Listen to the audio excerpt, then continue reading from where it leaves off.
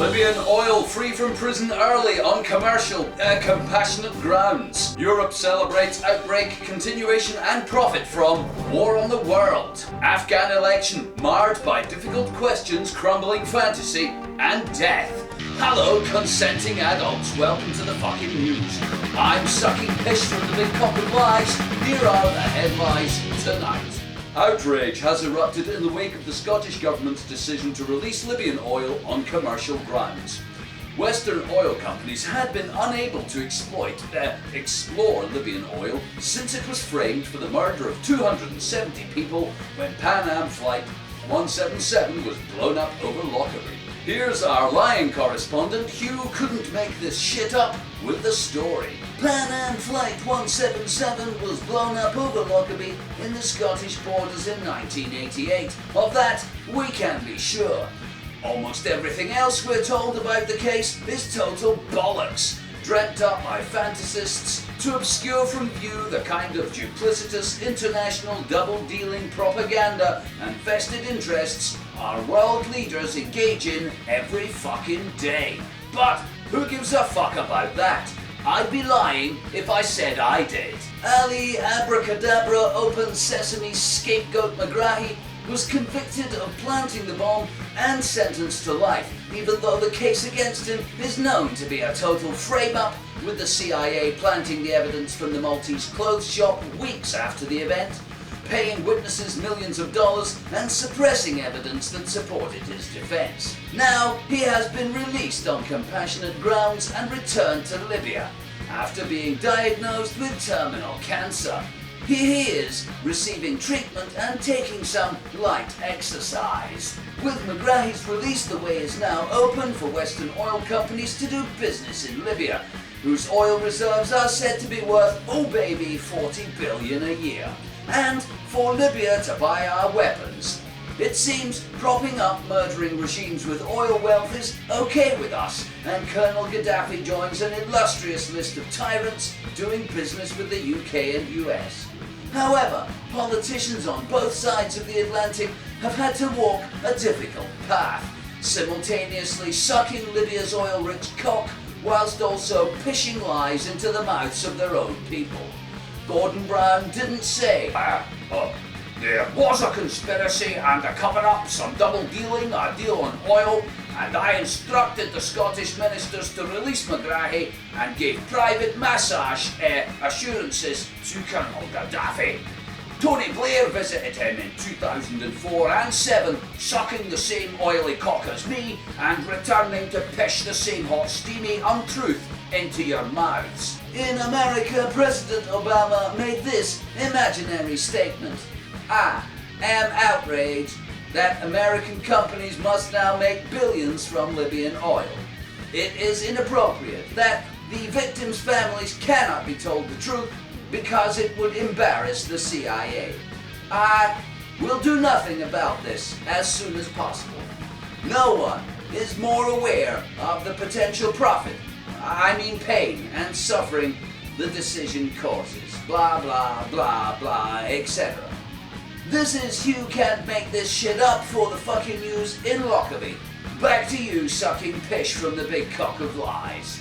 In a totally unrelated story, European leaders met in Poland to commemorate the start of the Second World War on a windswept peninsula where German battleships ignited the World War II 70 years ago.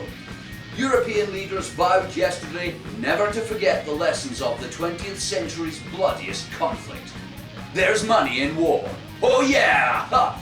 Here's grafting profitmonger with the story. There are, they say, no true losers in war. Sure, there's always the dead and maimed, but fuck them. They're just collateral damage. Only 50 million died in the entire Second World War, which is fine when you consider it cost 2,000 billion. Money which the peasants borrowed then paid back with interest. You got to love those bankers. America profited well financially from the war. The Soviet Union profited territorially. Switzerland profited from staying neutral, hoarding Nazi gold and looted belongings the Germans placed there. Japan is now a major economic power based upon the American model of capitalism, and so is Germany. The leaders of Europe gathered to remember the good old days and pat each other on the back for fighting new wars in brown people's countries. As they gathered, however, animosity was not far from the surface as Russia, Germany, Poland, France and Britain bitched about who was the biggest loser. But it was only for the benefit of the peasants back home. Don't let on about how banks lent to all sides so our countries could buy weapons from a bunch of people whose family history is a litany of profit from slaughter. Shh! Oh yeah, that war was terrible. Oh, we must never think about the money we made. I mean, forget the people who died. Oh, dead people, the sacrifice, yada yada yada. More on that story later. Elections in Afghanistan have almost concluded and America is preparing to call them an unqualified success, no matter what happens. Here is President Obama rehearsing his excuses speech. The people of Afghanistan are brave and courageous. Millions of them have spoken in free and fair elections.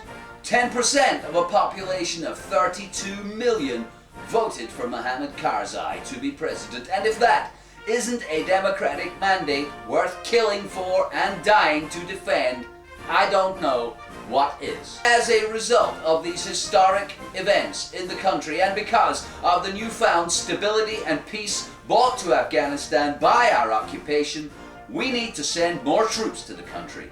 Yes, more troops and more American taxpayers' money. That's what we must do in order to protect the democratic rights of the 10% of people who voted for our puppet, Mr. Karzai. We must also uphold the laws of Afghanistan as implemented by the medieval voodoo nutters in Mr. Karzai's party. The right to beat women, prevent them having an education, marry children as young as 7, and rape them 4 times a week. I'm sorry, not rape them. That would be barbaric. Just starve them and lock them up until they agree to have sex 4 times a week. It is a noble and expensive thing we, the American people, are doing. I commend you on your intelligence, commitment, and fortitude, and I give your money to my corporate backers who are murdering lying scum, and who use it to wage war in countries so far away you don't give a fuck. Thank you. God bless America, and fuck the rest of you. Ha ha ha. This is how I laugh. Bet you never heard me laugh before. That's because I am a robot. Thanks, and now the weather. Quite a lot of dribble over Libya and Lockerbie. Some slavers in Europe, mostly about World War II, with a very long period of drool in Afghanistan, probably ending with slack-jawed dribbling. Democracy, peace, freedom. That's all, folks.